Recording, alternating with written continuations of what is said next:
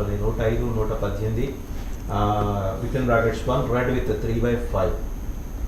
4 section కాదు, 2 sections. 3/5 అనేది ఏంటంటే it is equally common intention.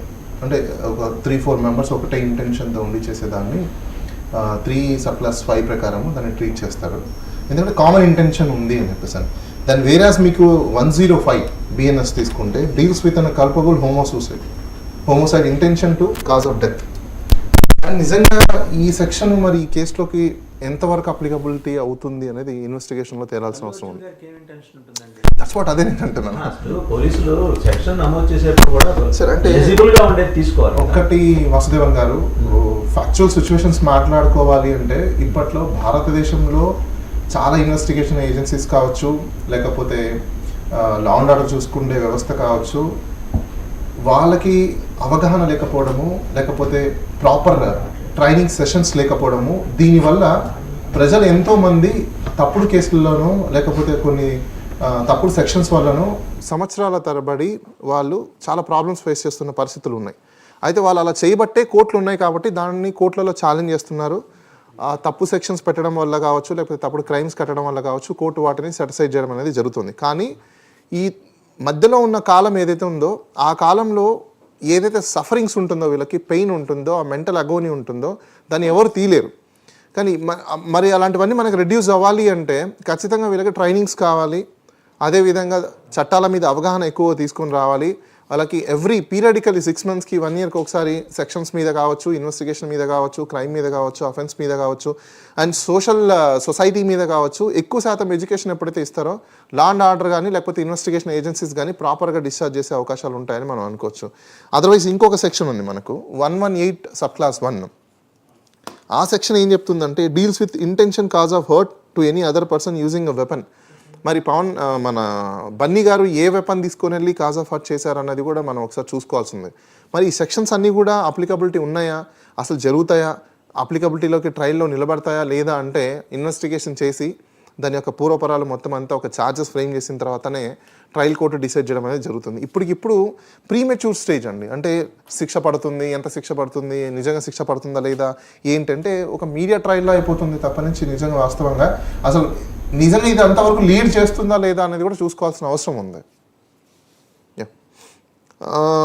దాంతోపాటు మీరు ఇప్పుడు 3 subclass 5 BNS ఏదైతే ఉందో అది ఈక్వల్గా అంటే కామన్ ఇంటెన్షన్తో ఉన్న ఒక 2-3 వ్యక్తులు కానీ లేకపోతే 2 కంటే పైన ఉన్న వ్యక్తులు కానీ ఒకటే ఇంటెన్షన్ పెట్టుకొని వాళ్ళు చేసే యాక్ట్ ఏదైతే ఉంటుందో ఆ యాక్ట్లో అంటే లైక్ మర్డర్ కావచ్చు, రేప్ కావచ్చు, లేకపోతే కిడ్నాప్ కావచ్చు, లేకపోతే రాబరీ కావచ్చు, లేకపోతే సమ్మెల్స్ ఇంకా ఏదైనా కూడా ఒక ఇంటెన్షన్తో చేస్తే ఎకనామికల్ అఫెన్స్ కూడా దీంట్లో కిందికి వస్తుంది.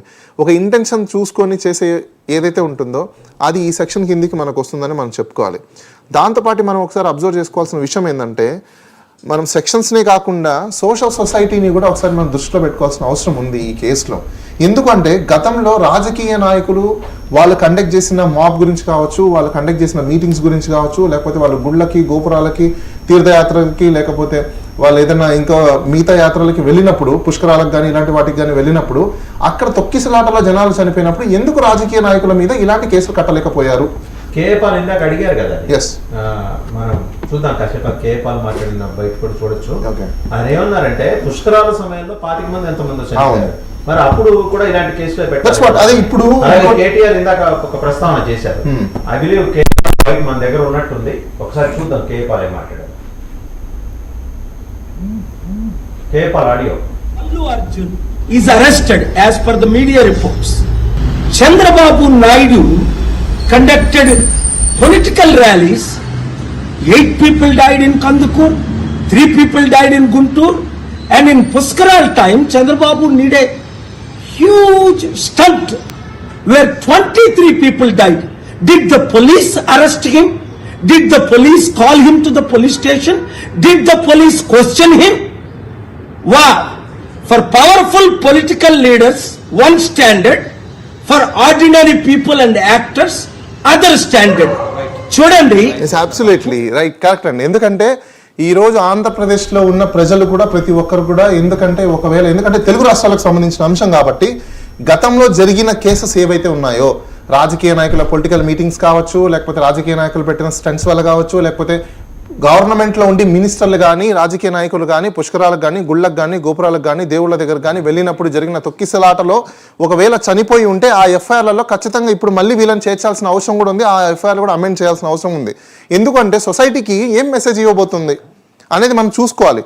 అంటే పొలిటీషియన్స్కి అయితే ఒక స్టాండు, కామన్ మ్యాన్కి అయితే ఒక స్టాండు, ఫిల్మీ స్టార్స్కి అయితే ఒక స్టాండు. ఈ కామన్ మ్యాన్ ఫిల్మీ స్టార్స్లో కూడా పొలిటికల్ బ్యాక్గ్రౌండ్ ఉంటే ఒక స్టాండు, పొలిటికల్ బ్యాక్గ్రౌండ్ లేకపోతే ఇంకో స్టాండు. ఇది ఎంతవరకు కరెక్ట్, సొసైటీలో ఇది ఎంతవరకు దీని ఇంపాక్ట్ ఎలా ఉంటుంది అనేది కూడా మనం చెక్ చేసుకోవాల్సిన ఉంది. ఇప్పుడు ఫర్ ఎగ్జాంపుల్ ఇప్పుడు అల్లు అర్జున్ గారు ఒక సినిమా తీశారు, సినిమా వాళ్ళు అక్కడికి వెళ్ళారు కాబట్టి చనిపోయారు అని అంటున్నారు. దీని రిపర్కషన్స్ రేపు ఎవరెవరైతే ఆల్రెడీ గతంలో జరుగున్నాయో వాళ్ళ ఎఫ్ఐఆర్లు కూడా అమెండ్ చేయాల్సిన పరిస్థితి ఇప్పుడు ఉంది. ఆ నాయకులు ఎవరైతే అక్కడ ఇంటెన్షన్గా వెళ్ళున్నారో వాళ్ళ మీద కూడా ఖచ్చితంగా యాక్షన్ తీసుకొని వాళ్ళని కూడా అరెస్ట్ చేయాల్సిన అవసరం కూడా ఉంది. ఇప్పుడు బాలాగారు, యు ఆర్ మెన్షనింగ్ అబౌట్ భారత న్యాయ సంహిత 105 cause of death with an intention. ఇక్కడ ఆయనకి మై బేసిక్ క్వశ్చన్ ఇస్ అసలు ఆయనకి ఏం ఇంటెన్షన్ ఉంటుంది, ఎవరినో చంపేయాలని ఇంటెన్షన్ ఆయనకి ఎందుకు ఉంటుంది? ఒకటి ఇక్కడ లైబిలిటీ అనేది డిఫరెన్షియేట్స్ అనేది మనం చేయాల్సి ఉంటుంది. ఒకటి డ్యామేజెస్లో మనకు ఫిజికల్ డ్యామేజ్ ఉంటుంది, మెంటల్ డ్యామేజ్ ఉంటుంది. ఇది ఫిజికల్ డ్యామేజ్.